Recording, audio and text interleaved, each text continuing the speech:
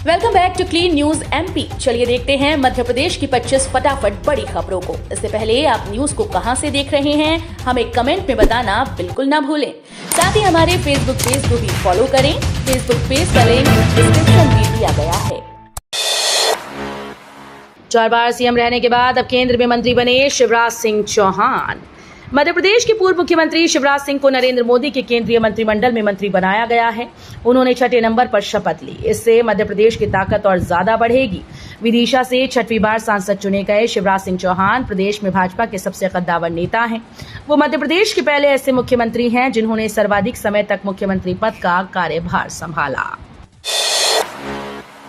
ज्योतिरादित्य सिंधिया फिर बने कैबिनेट मंत्री। ज्योतिरादित्य सिंधिया एक बार फिर से केंद्र सरकार में मंत्री बने। उन्होंने शपथ ले ली है। वे रविवार सुबह पीएम नरेंद्र मोदी की संभावित मंत्रियों के साथ हुई चर्चा में शामिल थे। सिंधिया 5वीं बार सांसद बने हैं। पहली बार भाजपा से चुनाव लड़कर वे लोकसभा पहुंचे। भाजपा में शामिल होने के बाद वे राज्यसभा सांसद बने और केंद्र में मंत्री बने थे। माहेश्वरी समाज ने आयोजित किया रक्तदान शिविर। 300 यूनिट रक्त एकत्र। इंदौर जिला माहेश्वरी युवा संगठन और पूर्वी क्षेत्र माहेश्वरी युवा संगठन के संयुक्त तत्वावधान में रक्तदान शिविर का आयोजन माहेश्वरी विद्यालय परिसर और गीता भवन मंदिर में किया गया। अखिल भारतीय वर्षीय माहेश्वरी महासभा के सभापति संदीप काबरा द्वारा रक्तदाताओं को प्रमाण पत्र के साथ पर्यावरण संरक्षण के लिए पौधे भी दिए गए।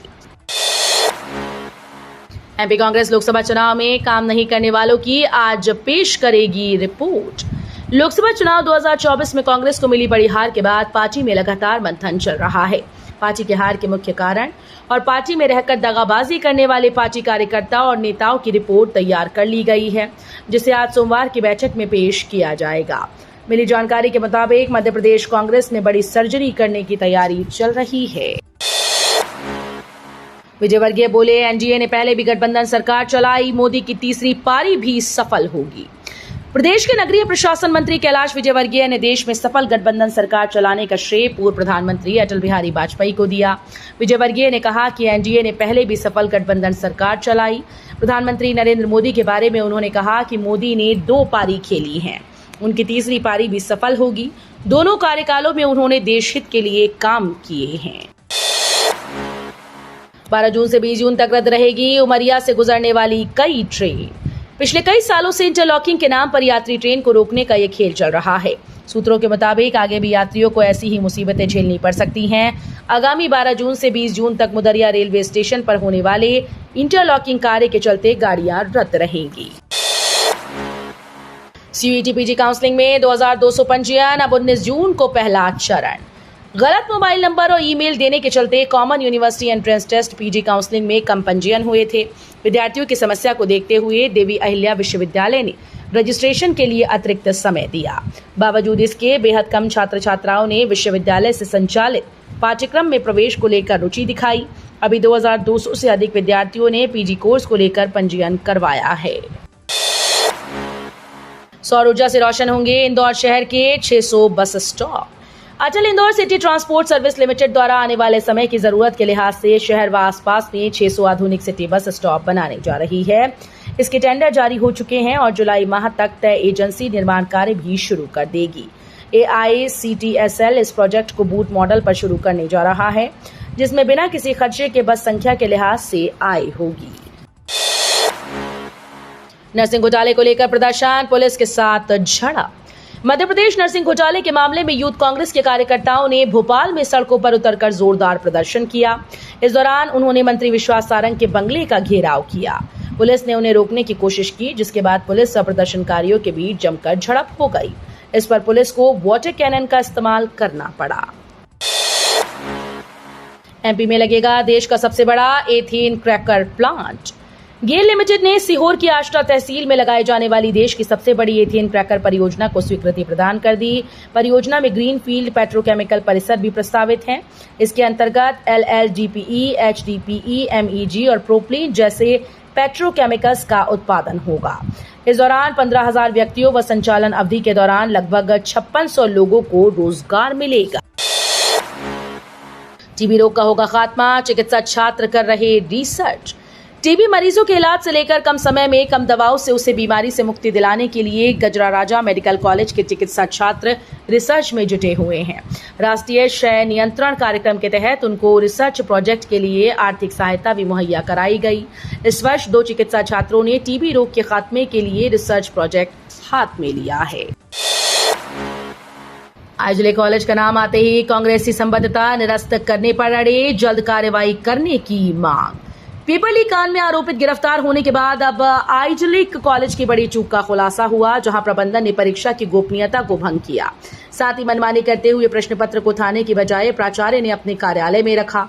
प्रबंधन की लापरवाही सामने आते ही कांग्रेसियों ने भाजपा नेता की बात की है। भाजपा नेता के अक्षय बम पर निशाना साधना शुरू किया। भोपाल में क्रेन गिरने से बड़ा हादसा, मची चीख पुकार। मध्य प्रदेश की राजधानी भोपाल से बड़ी खबर सामने आ रही है। यहां क्रेन टूटने से बड़ा हादसा हो गया। घटना भोपाल के एमपी नगर इलाके की है, जहां महाराणा प्रताप की जयंती के मौके पर एमपी नगर में महाराणा प्रताप की मूर्ति पर माल्यार्पण कार्यक्रम चल रहा था। इसी दौरान क्रेन टूटने से हड़कंप और चीख पुकार मच गया। घटना में पार्षद सहित 2 लोगों के घायल होने की शुरुआती जानकारी सामने आई है। भारतीय सेना की सबसे बड़ी परीक्षा देकर एमपी का बेटा इंडियन आर्मी में सिलेक्ट। भारतीय सेना के टेक्निकल ग्रेजुएट कोर्स की परीक्षा में मध्य प्रदेश के ग्वालियर में रहने वाले श्रेयंश बुधोलिया ने अपनी सफलता के झंडे गाड़ते हुए देश भर में 4थी रैंक हासिल की। बताया जा रहा है कि इस परीक्षा में देश भर से हजारों परीक्षार्थियों ने भाग लिया था, लेकिन सिर्फ 30 अभ्यर्थियों का चयन हुआ। वॉर जोन बनाकर बचाई मरनासन आदिवासी महिला की जान, जिले के चिकित्सकों ने हासिल की उपलब्धि।